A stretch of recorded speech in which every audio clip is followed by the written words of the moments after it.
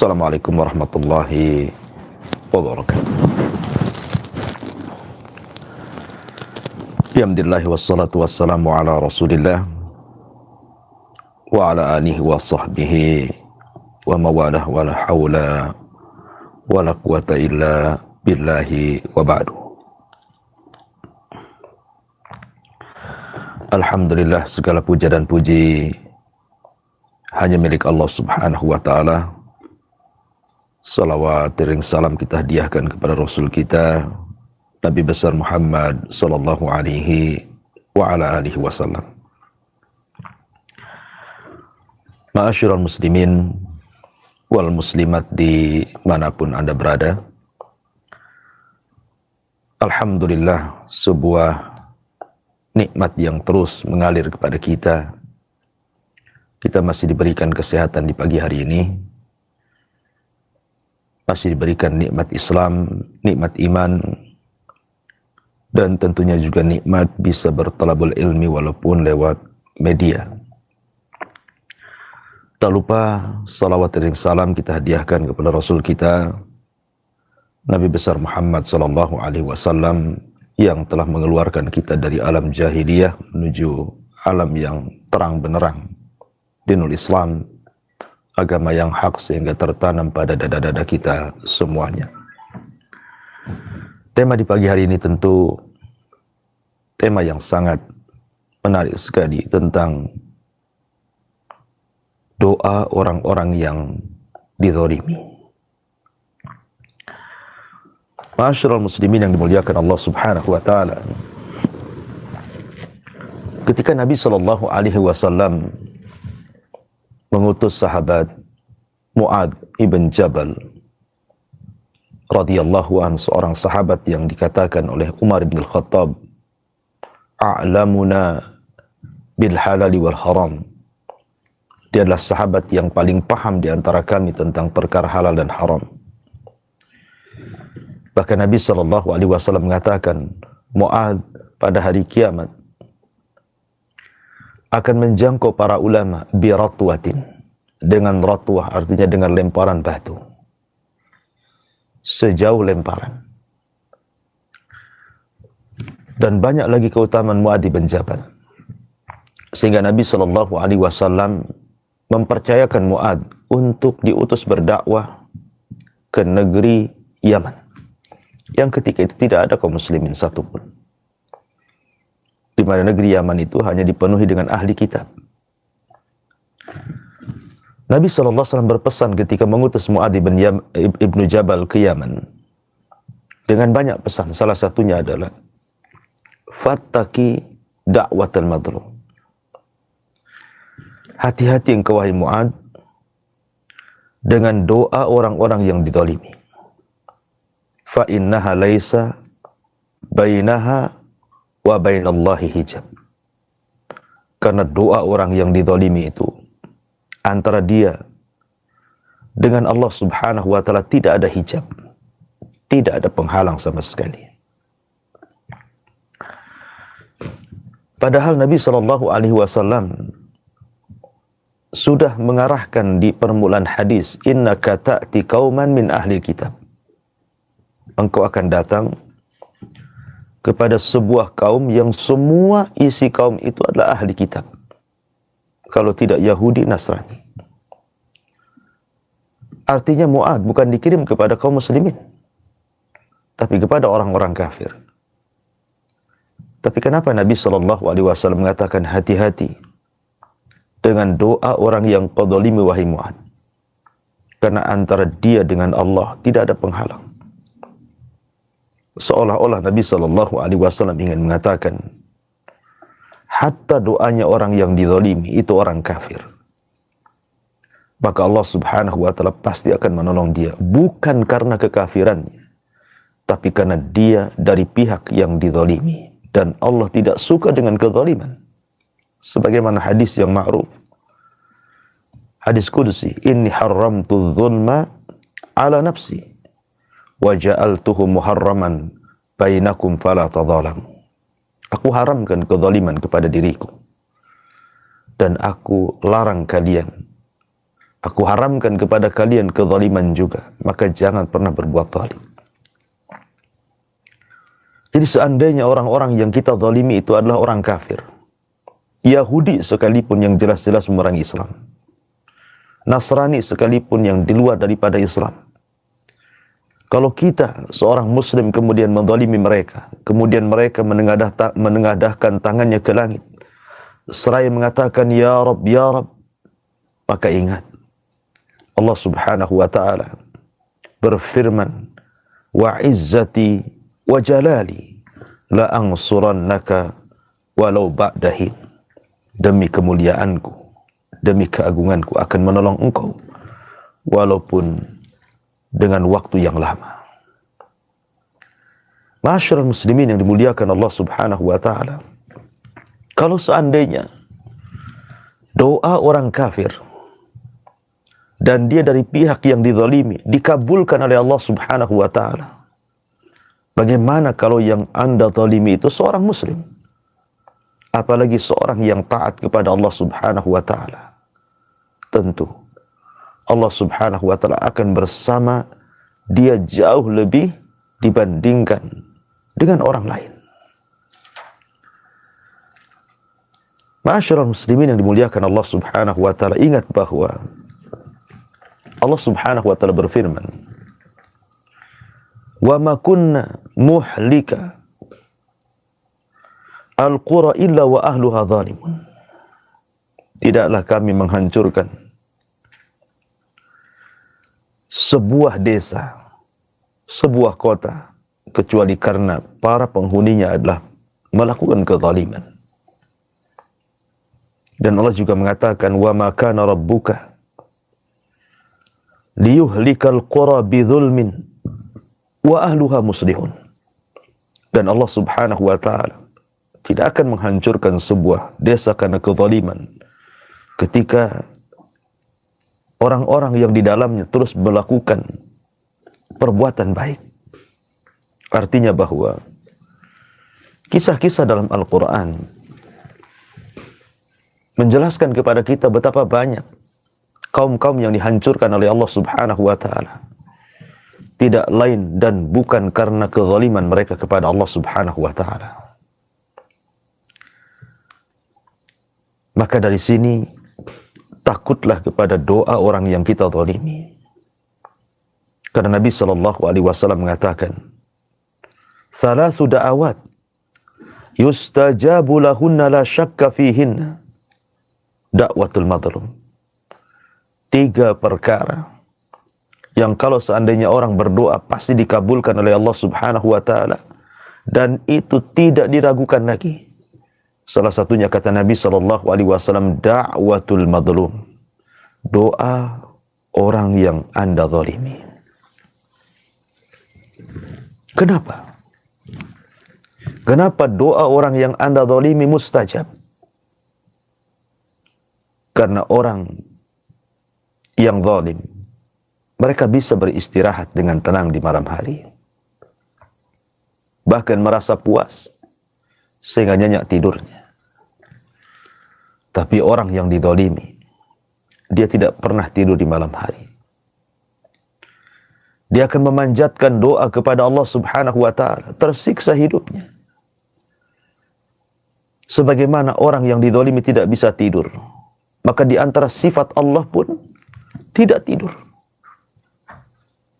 Allah tidak pernah disentuh dengan kantuk, apalagi tidur. Dan Allah subhanahu wa ta'ala maha mendengar orang-orang yang berdoa di malam hari, di waktu-waktu yang sangat mustajab. Orang-orang yang dizalimi menengadahkan tangannya ke langit, ya Rabb, ya Rabb. Kira-kira apa yang akan anda hadapi ketika Allah subhanahu wa ta'ala yang mengirim balasannya kepada anda? Kita ini makhluk yang lemah. Kalau Allah subhanahu wa ta'ala zat yang kuat membalaskan perbuatan zalim, kira-kira siapa yang mampu untuk mencegahnya? Maka takutlah kepada orang yang anda zalimi walaupun dia orang kafir.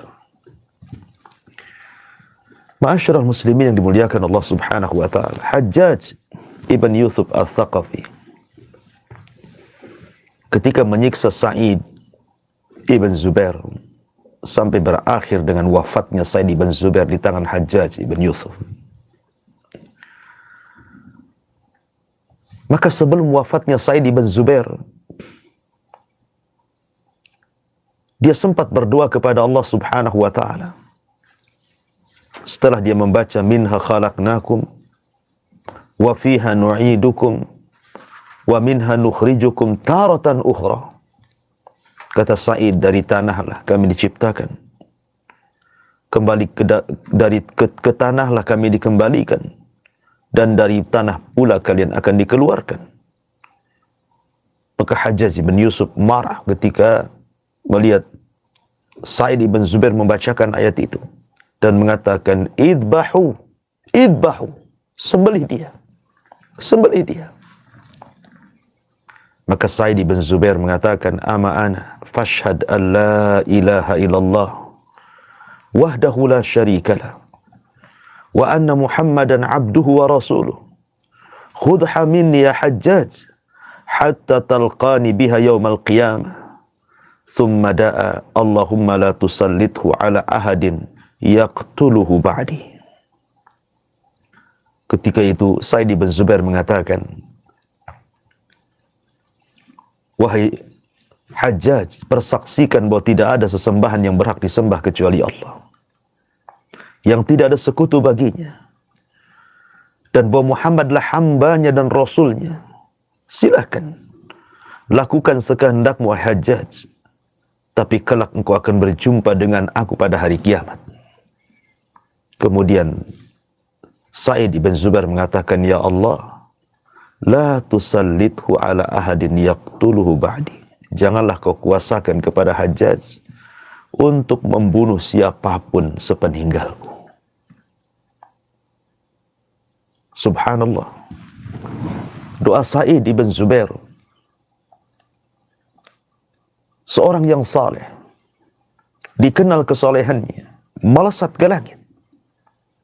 Selang beberapa waktu setelah kematian Sa'id ibn Zubair di tangan Hajjaj ibn Yusuf, Hajjaj pun mengalami sakit yang luar biasa. Belum pernah ada orang tertimpa sakit seperti dia. Merasakan sakit yang tidak ada yang tahu kecuali Allah Subhanahu wa ta'ala. Dan dia berteriak-teriak, mali wali Sa'id, mali wali Sa'id. Ada apa denganku dan Sa'id ibn Zubair? Ada apa denganku dan Sa'id ibn Zubair? Akhirnya Hajjaj pun meninggal karena doa orang yang ia zalimi. Bukan hanya satu orang, bukan hanya ratusan jiwa, ribuan jiwa dari jiwa-jiwa para sahabat Nabi dan juga kibarut tabi'in yang dia bunuh dengan cara yang sangat zalim. Hajjaj ibn Yusuf al-Thaqafi mati karena doa orang yang dizaliminya. Ma'asyiral muslimin yang dimuliakan Allah Subhanahu wa ta'ala. Dikisahkan oleh Wahab ibn Munabbih al-Yamani. Beliau mengatakan dahulu ada seorang raja yang sangat zalim. Zalim sezalim-zalimnya. Dia ingin membuat sebuah istana yang sangat megah, supaya diceritakan banyak manusia. Dan ia merasa sombong dengan istananya. Dia pun membuat istana yang sangat besar, lagi megah. Kemudian setelah jadi istana itu, dengan bangganya dia ingin memberitahu manusia. Masalahnya, di dekat istana itu ada gubuk reot, rumah yang sangat jelek. Pemiliknya seorang nenek. Nenek ini hidup sebatang kara, tidak punya keluarga. Dan nenek ini sedang pergi mencari makanan, mencari penghidupan. Dilihatnya bahwa gubuk reot itu sangat mengganggu pemandangan istana. Maka sang raja pun kemudian merobohkan gubuk reot itu tanpa sepengetahuan penghuninya.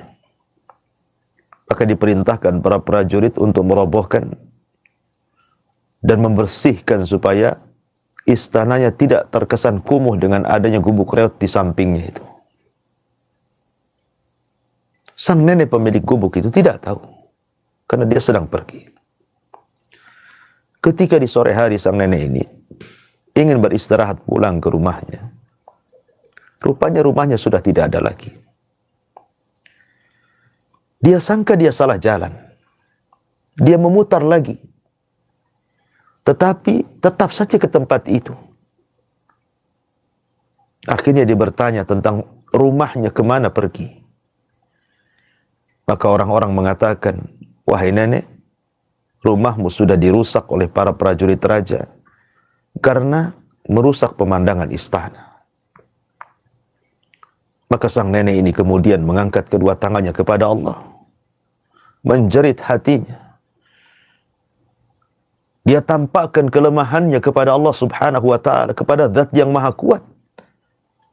Kemudian dia mendoakan keburukan dan mengatakan, ya Rabb, baliklah istana raja ini dan hancurkan segalanya. Subhanallah. Doa nenek ini melesat ke langit dan Allah mendengarkannya.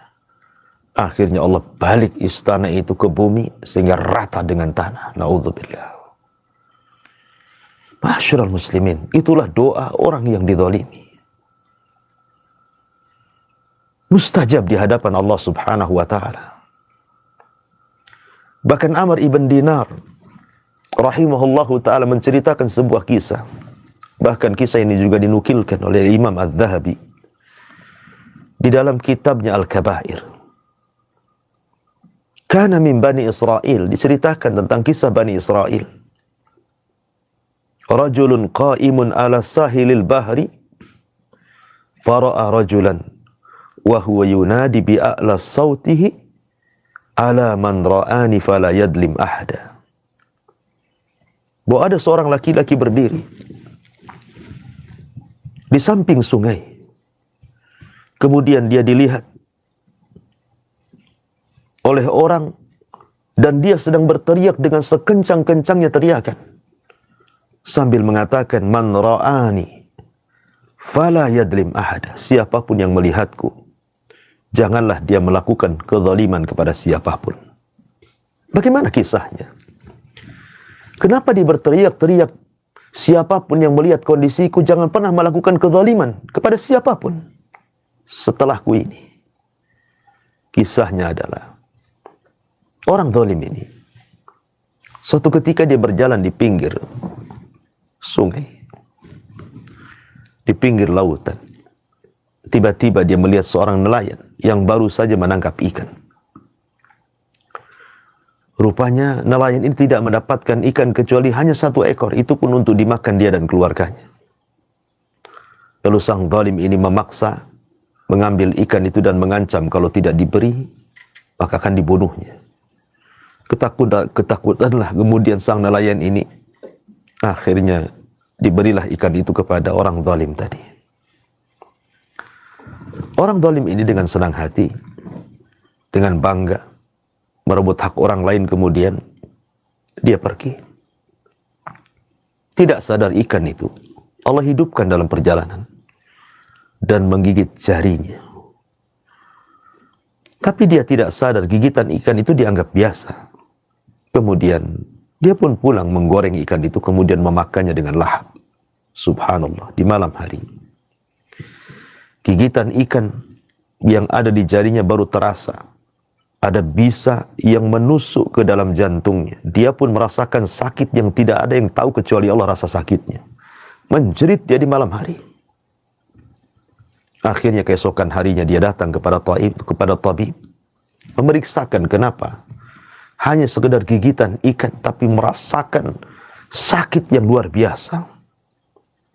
Maka diperiksa oleh sang dokter, rupanya bisanya sudah mengalir ke telapak tangan dan harus diamputasi. Kalau tidak, akan mengalami kematian. Terpaksalah kemudian dipotonglah pergelangan tangannya. Disangkanya akan sembuh.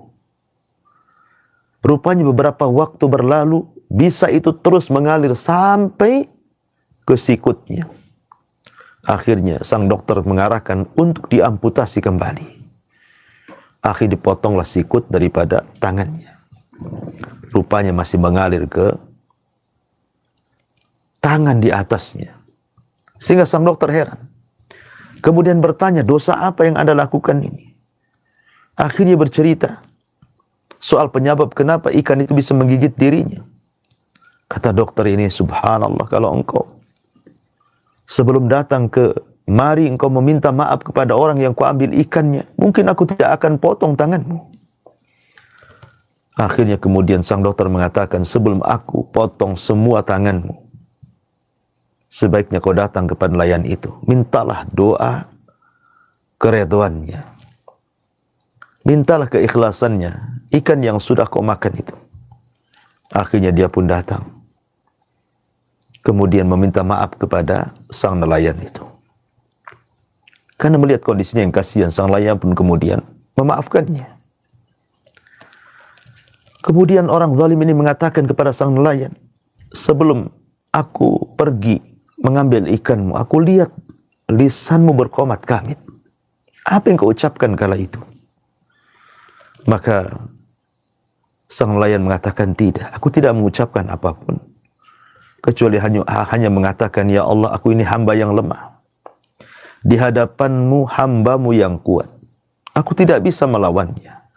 Maka tampakkan kekuatanmu kepadaku. Hanya itu saja.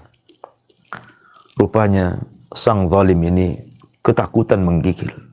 Dari sinilah dia berteriak-teriak, man ra'ani falam yadlim ahada. Siapapun yang melihat aku, jangan coba-coba melakukan kezaliman kepada siapapun. Bahkan ada seorang ustaz bercerita kepada saya bahwa ada seseorang yang selalu menuduhnya. Jadi semasa ustadz ini membangun sebuah pesantren, difitnah dengan macam-macam fitnah. Ya.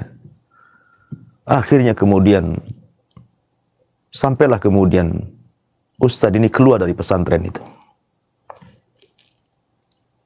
Kemudian ustadz ini bercerita, dia hanya berdoa kepada Allah Subhanahu wa ta'ala persis seperti doa orang yang dizalimi ini. Dia mengatakan, ya Allah, aku ini hamba yang lemah. Engkau adalah zat yang maha kuat. Sementara orang-orang yang memfitnahku itu, mereka lebih kuat dengan makar mereka, dengan fitnah mereka. Aku tidak bisa apa-apa. Tunjukkan kekuatanmu terhadap mereka. Subhanallah. Dia bercerita rupanya, satu persatu orang-orang yang memfitnahnya mengalami kesulitan hidup. Bahkan ada yang sakit parah sampai kurus, akhirnya meninggal dunia. Dia mengatakan, sungguh benar apa yang disabdakan Nabi SAW. Fattaki da'watal madlum. Hati-hati dengan doa orang yang Anda zalimi. Karena antara dia dengan Allah Subhanahu wa ta'ala tidak ada penghalang, maka mintalah maaf kepada orang yang Anda zalimi sebelum Allah Subhanahu wa ta'ala yang akan membalaskannya. Dan yang terakhir, tentu kezaliman ini bertingkat-tingkat. Dan kezaliman yang paling zalim adalah ketika seorang anak melakukan kezaliman kepada orang tuanya, durhaka kepada orang tuanya, menyakiti orang tuanya, bahkan terkadang sampai membunuh orang tuanya. Dahulu waktu kita masih kecil, mungkin kalau ada kabar seorang anak memukul orang tua, mencaci maki orang tua, itu rasanya heran. Tapi hari ini bukan hanya sekedar mencaci maki, sampai membunuh orang tuanya. Setega itu anak di zaman sekarang. Zalimnya dia kepada orang tua. Perhatikan kisah Jurayz al-Abid, seorang ahli ibadah di zaman Bani Israel, yang dikisahkan oleh Abi Hurairah radhiyallahu anhu. Sebuah hadis yang sahih yang dikeluarkan Imam Bukhari dan Muslim. Nabi SAW bercerita tentang kisah sahib Jurez. Orang yang bernama Jurez, rajulan abidan, seorang laki-laki yang ahli ibadah. Dia tidak pernah meninggalkan saumaahnya, tempat ibadah yang biasa dia beribadah di situ. Sampai suatu hari ibunya memanggil dia sementara Jurez ini sedang sholat. Ya Jurez, ya Jurez. Tapi Jurez sedang sholat. Dia mengatakan dalam hatinya, ya Rabb, ummi wa salati. Ummi wa salati. Haruskah aku datang menemui panggilan ibuku, tapi satu sisi sholat ini panggilan dirimu. Akhirnya dia pun justru tidak mengindahkan panggilan ibunya, bahkan melanjutkan sholatnya, padahal dia sedang sholat sunnah. Dalam hukum Islam, bahwa kalau kita dipanggil orang tua dan kita sedang sholat sunnah, batalkan. Karena panggilan orang tua itu wajib, sementara sholat sunnah itu hanya sunnah saja. Tapi karena Jurez, dia hanya seorang ahli ibadah, bukan seorang alim. Mungkin itu ijtihad dia. Dia tidak membatalkan sholatnya sampai ibunya marah. Dan ibunya mengata-ngatai dengan kata-kata doa yang buruk kepada Jurez. Ma'asyiral muslimin yang dimuliakan Allah subhanahu wa ta'ala, apa kata ibunya? Allahumma la tumithu hatta yang dura ila wujuhil mumisat. Kata ibunya, demi Allah, ya Allah, jangan kau matikan si Jurez itu, sehingga engkau perlihatkan kepada si Jurez putraku itu muka-muka wanita-wanita pelacur di hadapan. Subhanallah. Akhirnya Allah subhanahu wa ta'ala kabulkan permintaan sang ibunda yang tersakiti, padahal Jurez ini menyakiti bukan dengan lisannya, bukan dengan perbuatannya, dengan memukul, menyakiti, tidak. Dia hanya tidak memenuhi panggilan ibunya, dan itu pun sedang beribadah, bukan sedang melakukan apa, sedang beribadah. Itu saja dianggap menyakiti ibunya, dan ibunya berdoa kepada Allah, mustajab doanya. Suatu hari, ada orang yang tidak suka dengan Jurez dan ingin menghancurkan karakter Jurez, ingin menghancurkan wibawa Jurez. Akhirnya kemudian diutusnya wanita pelacur untuk menggoda Jurez, tapi sang Jurez tidak pernah tergoda siapapun, hatta dengan wanita-wanita cantik, pelacur sekalipun. Sampai akhirnya kemudian wanita ini putus asa untuk menggoda Jurez. Kemudian dia berzina dengan seorang penggembala yang tidak jauh daripada situ. Hamilah wanita ini. Kemudian lahir. Maka dia pun memfitnah Jurez bahwa bayi itu adalah bayinya Jurez. Semua Bani Israel tidak menyangka, sehingga mereka emosi, dirobohkannya tempat ibadah Jurez itu. Subhanallah. Akhirnya kemudian Jurez pun ketika disakiti, dipukuli, dia meminta waktu untuk melakukan sholat 2 rakaat. Setelah itu dia minta didatangkan bayi tersebut, kemudian dicubitnya. Kemudian Jurez mengatakan, man abuk, siapa bapak? Maka bayi itu tiba-tiba bicara dan mengatakan, abi ra'il ghanam, bapakku adalah penggembala kambing. Menyesalah Bani Israel. Akhirnya kemudian mereka pun berjanji untuk membuatkan tempat ibadah yang dari emas, tapi Jurez tidak mau dan mengatakan, kembalikanlah tempat ibadah yang kalian hancurkan. Singkat cerita bahwa akhirnya mereka pun mengembalikan tempat ibadah Jurez dan minta maaf kepada Jurez. Lihat bagaimana doa orang tua yang disakiti anak akan dikabulkan oleh Allah subhanahu wa ta'ala. Maka takutlah kepada Allah subhanahu wa ta'ala. Siapapun yang Anda zalimi, kalau dia sampai mengangkat kedua tangannya, maka doa akan melesat ke langit, dan Allah akan mengatakan, demi kemuliaanku, demi keagunganku, aku akan tolong dia, walaupun waktu yang sudah ditentukan Allah subhanahu wa ta'ala. Wallahu a'lam bishawab. Mudah-mudahan bermanfaat bagi kita semuanya. Saya kembalikan kepada moderator. Wal yatafaddal mashkura. Baik Ustaz, jazakallahu khairan, barakallahu fikum. Terima kasih banyak Ustaz untuk ilmu dinal Islam. yang sangat berfaedah sekali bagi kita semua, kaum muslimin dan muslimah, sahabat pendengar Radio Hang FM Batam, sahabat penyimak saluran Hang TV dimanapun Anda semua berada. Alhamdulillah telah kita simak kajian Islam ilmiah pada pagi hari ini dalam rangkaian Barokah Pagi Radio Hang FM Batam, dan pagi hari ini kita mendengarkan bimbingan ilmu oleh guru kita Al Ustaz Abu Humairah Hafizullah Ta'ala. Kita akan bertanya jawab, silakan kaum muslimin dan muslimah sahabat Hang dimanapun Anda semua berada, silakan dapat mengisipkan pertanyaan pada nomor 08117006 maupun pada nomor 0818031001. Pada pagi hari ini ada Ibu Halimah di Malang, Jawa Timur. Ustaz, jazakallahu khairan Ibu untuk pertanyaannya. Pertanyaan dari Ibu Halimah di Malang, Jawa Timur.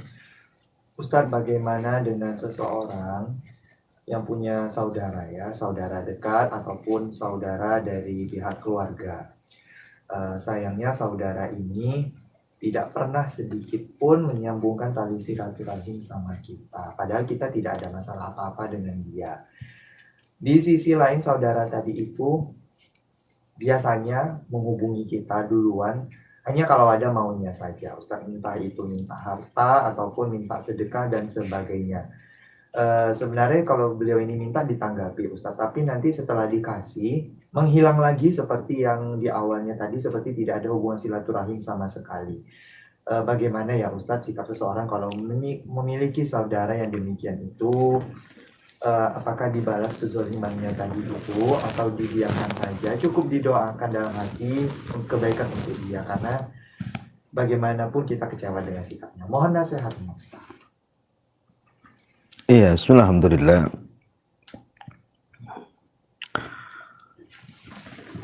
Salatu wassalamu ala Rasulillah wa ala alihi wa sahbihi wa mawalah wa la hawla wa la quwata illa billahi wa ba'd.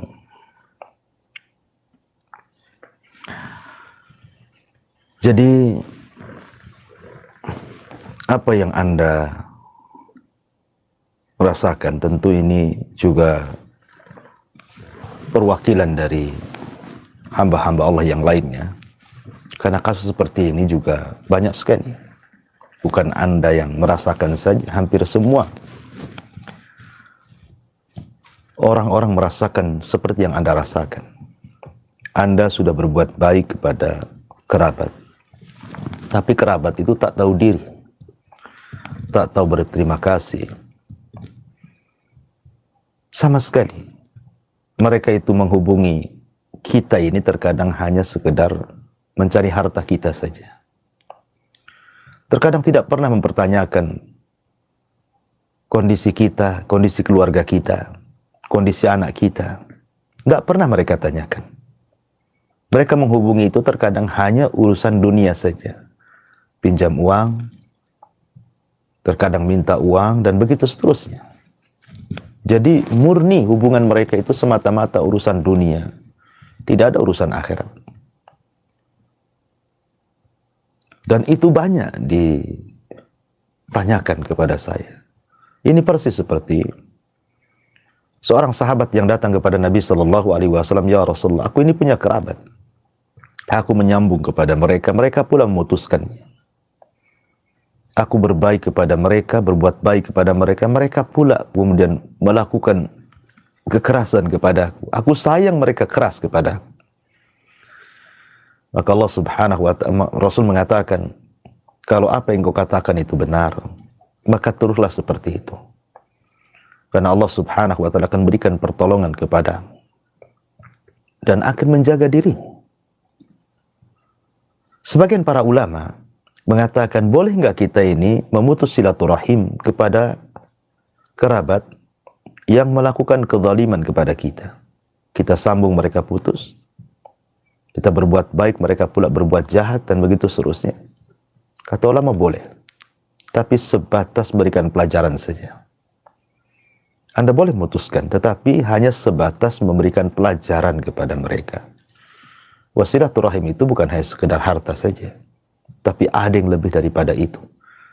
Silaturahim itu perintah Allah untuk menyambungkan kita dengan Allah Subhanahu wa ta'ala. Wa yaqta'una ma amarahum. wa yaqta'una ma amarallahu bihi an yusal. Artinya silaturahim itu menyambungkan kita dengan Allah. Maka kita katakan bahwa ya itu kalau seandainya Anda tidak sabar, tapi kalau Anda sabar, nggak usah dipedulikan dengan apa yang mereka balas terhadap kebaikan Anda kepada mereka. Karena balasan itu bukan dari makhluk. Balasan itu dari Allah Subhanahu wa taala. Yakinlah bahwa Allah akan membalas kebaikan Anda dan Allah juga akan membalas keburukan orang yang berbuat buruk kepada Anda. Wallahu a'lam. Baik, Ustaz, jazakallahu khairan Ustaz untuk nasihatnya untuk menanggapi pertanyaan Ibu Halimah di Malang, Jawa Timur. Insya Allah jadi member faedah bagi kita semua. Selanjutnya ada Ibu hamba Allah di Batam Kota. Ustaz, ini ada pertanyaan. Andaikan ada seorang anak yang tidak sengaja, Ustaz, tidak sengaja berbuat sesuatu yang menyakiti perasaan orang tua. Dan sayang sekali belum sempat minta maaf kepada orang tuanya dan orang tuanya pun meninggal. Bagaimana ya Ustaz? Apakah ada cara untuk menebus kesalahan itu Ustaz? Mohon penjelasannya Ustaz. Ya, alhamdulillah, salatu wassalamu ala rasulillah. Iya, terkadang penyesalan itu datang setelah orang yang kita sakiti meninggal. Apalagi yang orang yang kita sakiti ini orang tua. Maka ini akan menjadi penyesalan sepanjang zaman. Akan tetapi, kalau seandainya Allah Subhanahu wa taala takdirkan orang yang Anda sakiti sudah tidak ada, apalagi dia orang tua,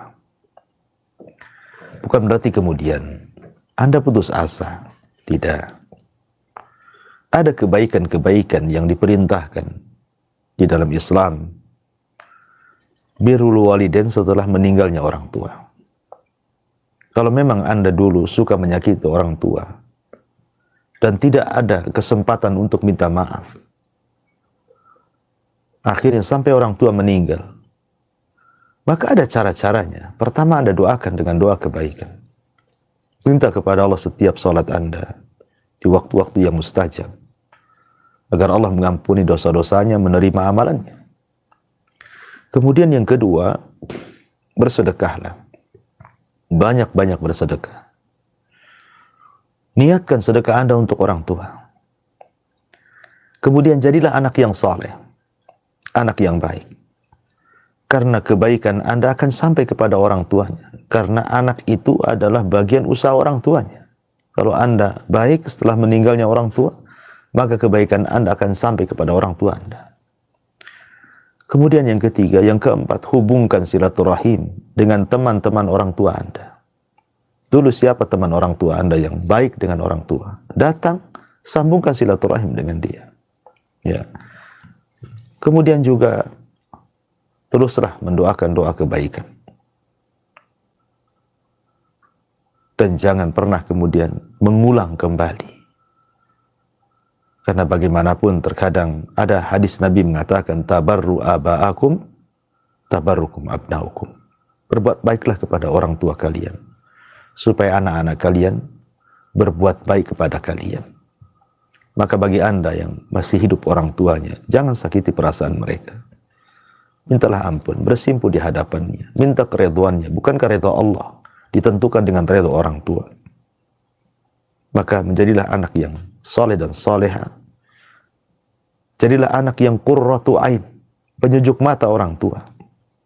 Karena doa orang tua, apalagi itu doa sebuah kebaikan, itu doa yang mustajab. Mintalah setiap hari doa dari orang tua Anda, supaya Anda diberikan keberkahan hidup, ketenangan hati, kebahagiaan dunia dan akhirat Anda. Wallahu a'lam bishawab. Syukron jazakallah khair. Terima kasih Ustaz untuk nasihatnya untuk menanggapi pertanyaan Ibu hamba Allah di Batam Kota tadi. Insya Allah jadi ilmu yang sangat berharga bagi kita semua. Dan satu pertanyaan terakhir Ustaz pada pagi hari ini. Ini ada titipan pertanyaan dari hamba Allah di Jakarta ya. Ini dari Ibu ya, dari Ibu di Jakarta. Begini pertanyaannya. Ustaz, saya seorang psikolog ya di Jakarta. Seorang akhwat juga. Nah, saat ini saya punya pasien ya atau orang yang sedang konsultasi dengan saya, seorang remaja putri Ustaz. Nah, masalahnya itu Ustaz, remaja putri ini dizinahi oleh ayah kandungnya sendiri. Sekarang sedang hamil 2 bulan, Ustaz. Ketika saya tanya masalahnya apa, beliau juga nggak mengerti bagaimana bisa orang tuanya demikian. Intinya ayahnya berbuat demikian dan beliau tidak berani melawan karena orang tua laki-laki tadi mengancam membunuh. Ketika saya tanya ibunya bagaimana, rupanya ibunya sama saja, Ustaz. Ibunya juga sering melakukan kekerasan fisik, tapi ibunya tidak tahu kalau Ananda ini diperlakukan demikian oleh sang ayah kandungnya tadi. Posisinya sekarang pasien tadi itu kabur dan sekarang konsultasi dengan saya melalui perantara temannya, Ustaz. Yang jadi pertanyaan saya, apa nasihat saya baiknya kalau secara syar'i ya, Ustaz? Lalu saya terpikirkan kalau anak yang dizolimi orang tua itu, bagaimana dengan doanya, Ustaz? Apakah mustajab juga sebagaimana orang tua tadi, atau bagaimana? Ustaz, mohon pencerahan. Ya, alhamdulillah. Salatu wassalamu ala Rasulullah, amma ba'du. Semoga Allah Subhanahu wa taala memudahkan urusan anak tersebut. Karena ini bagaimanapun kezaliman yang luar biasa dari orang tua kepada anak. Sampai menzinahi atau sampai kemudian menghamili, ini kan tidak ada nurani sama sekali. Dia tidak melihat bahwa itu darah dagingnya. Di zaman Umar bin Khattab radhiyallahu anhu, ada 2 orang yang melakukan kes, 1 bapak dan 1 anak. Bapak ini melaporkan kepada Umar tentang durhakanya anaknya kepadanya. Maka hampir-hampir Umar memutuskan bahwa orang tua itu benar dan anaknya itu salah. Tapi sang anak kemudian bercerita di hadapan Amirul Mukminin, tunggu dulu wahai Amirul Mukminin, berikan kesempatan aku bicara. Kata Umar, silakan Anda bicara. Kemudian anak ini bercerita, wahai Amirul Mukminin, apa pendapatmu? Ada seorang budak yang digauli tuannya. Kemudian budak ini hamil. Tuannya tidak suka dengan kehamilannya. Akhirnya dicampakkanlah budak itu. Lahirlah dari budak itu anak daripada tuannya. Tapi tuannya tidak mengakuinya. Tidak pernah mendidiknya, tidak pernah membesarkannya. Jadilah anak ini jahat kepada tuannya. Kira-kira yang salah siapa? Maka Umar bin Khattab radhiyallahu mengatakan, yang salah tuannya. Kata anak ini, itulah yang terjadi kepadaku. Aku adalah anak daripada dia, dari budaknya. Aku tidak pernah dididik sama sekali. Maka Umar mengatakan kepada bapak ini, pergilah kau. Sebelum manusia melaknatmu, Allah sudah lebih dulu melaknatmu. Lihat bagaimana Umar bin Khattab radhiyallahu anhu mengatakan bahwa kejahatan itu tidak mesti dilakukan seorang anak kepada orang tua, tapi juga banyak orang tua yang melakukan kejahatan kepada anaknya. Maka orang tua yang seperti ini dilaknat oleh Allah Subhanahu wa taala karena dia adalah dayuth, bahkan lebih daripada dayuth. Dayuth saja sudah dilaknat. Siapa dayuth itu? Orang tua yang tidak punya kecemburuan, keluarganya maksiat kepada Allah. Dia pula yang kemudian melakukan maksiat, memperkosa anaknya. Dia dayuth dan dia zalim. 2 dosa dia terima. Maka tentu doa anak kepada orang tua pun kan mustajab, walaupun dia orang tuanya. Jangankan lagi orang mukmin, orang kafir pun yang berdoa mustajab, karena Allah akan berdiri di sampingnya, bukan karena kekafirannya, tapi karena dia di pihak yang dizalimi, bukan karena dia orang tuanya, tapi karena di pihak dia orang yang menzalimi. Maka Allah akan bersama orang yang dizalimi. Ya. Ma'asyiral muslimin yang dimuliakan Allah Azza wa Jalla. Tapi walaupun demikian, kepada anak tersebut berdoalah kepada Allah agar orang tuanya diberikan hidayah. Kalaupun sudah terjadi seperti ini, sudah terlanjur seperti ini kan semua takdir Allah Subhanahu wa taala. Bahwa Allah sudah mencatat di Lauhil Mahfuz 500 tahun sebelum Allah menciptakan langit dan bumi akan terjadi peristiwa seperti ini. Maka yakinkan yakinlah Anda dengan takdir Allah, bahwa ini semua takdir Allah. Kalau Allah berkehendak, siapa yang bisa mencegah kehendak Allah?